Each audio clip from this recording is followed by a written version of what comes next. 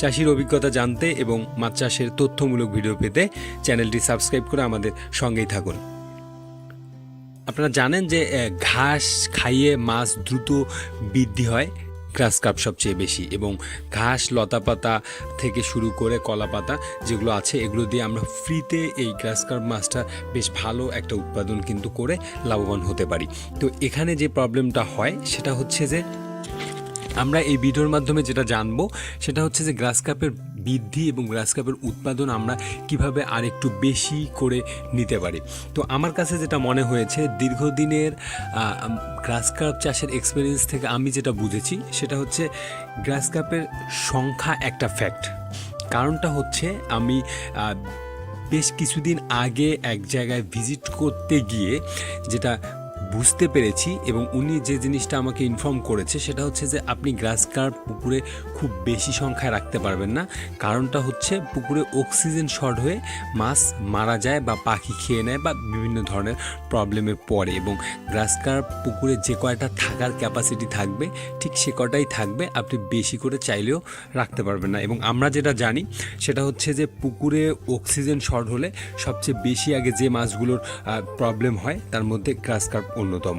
এবং সেই সাথে সাথে গ্রাস কার্পের কিন্তু ছোটো সাইজ যেটা সেটা অতিরিক্ত মাত্রায় খাদ্য গ্রহণ করে পেট ফেটে মারা যায়, এবং সেই সাথে সাথে রাতে যেগুলো গ্রাস কার্প অক্সিজেন শর্ট হয়ে ভাসে এগুলো কিন্তু পাখি খেয়ে নেয়। এবং আপনারা জানেন কি না সেটা হচ্ছে যে আমরা অনেকেই আমাদের এক্সপিরিয়েন্স হচ্ছে এরকম যে আমরা গ্রাস কার্প পুকুরে পর্যাপ্ত পরিমাণে গ্রাস কার্পের বাচ্চা দেওয়ার পরেও গ্রাস কার্প কিন্তু পুকুরে শেষ সময় গিয়ে খুঁজে পাওয়া যায় না খুব একটা। তো এই হচ্ছে একটা ব্যাপার।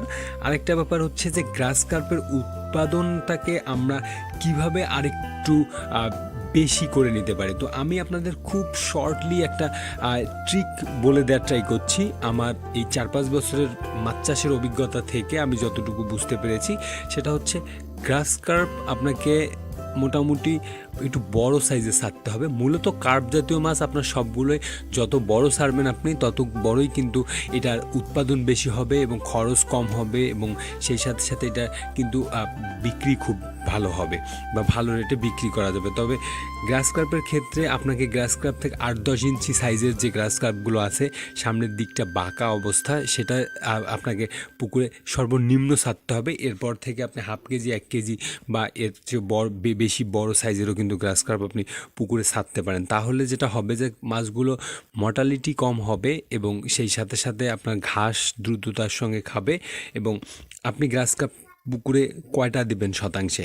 আমার কাছে যেটা মনে হয় আপনি শতাংশে 2 থেকে 3 পিস দিতে পারেন এবং নিয়মিত যদি আপনি ঘাস দিতে পারেন। এখন আপনার যদি ঘাস দেওয়ার অপরচুনিটি বেশি থাকে, কাছাকাছি অবস্থায় খুব বেশি পরিমাণে নেপিয়ার কলাপাতা থেকে শুরু করে পাকচং যে ঘাসগুলো আছে বা আপনি যে ঘাসেই পান দেন না কেন সেগুলো যদি আপনার কাছে খুব বেশি অ্যাভেলেবেল থাকে তাহলে কিন্তু আপনি এই সংখ্যাটা বাড়িয়ে দিতে পারেন। তো আমার কাছে মনে হয়েছে যে গ্রাস কার্পের সংখ্যা এবং গ্রাস কার্পের সাইজ এই দুটার উপরেই গ্রাস কার্পের মূল উৎপাদনটা নির্ভর করবে। তবে অবশ্যই চাপের পোনা এবং বড় পোনা প্রজেক্টে দিতে হবে যাতে এক বছরেই এটা 3 থেকে 5 কেজির কাছাকাছি একটা অবস্থায় যায়, যেটাতে মাছের উৎপাদন ভালো হবে বা বাজারে রেট ভালো পাওয়া যাবে। তো ভিডিওটা এই হচ্ছে টোটাল ইনফরমেশন। তারপরেও কারো যদি কোনো ধরনের তথ্য বা পরামর্শ প্রয়োজন হয় তাহলে কমেন্ট করবেন। ধন্যবাদ সবাইকে।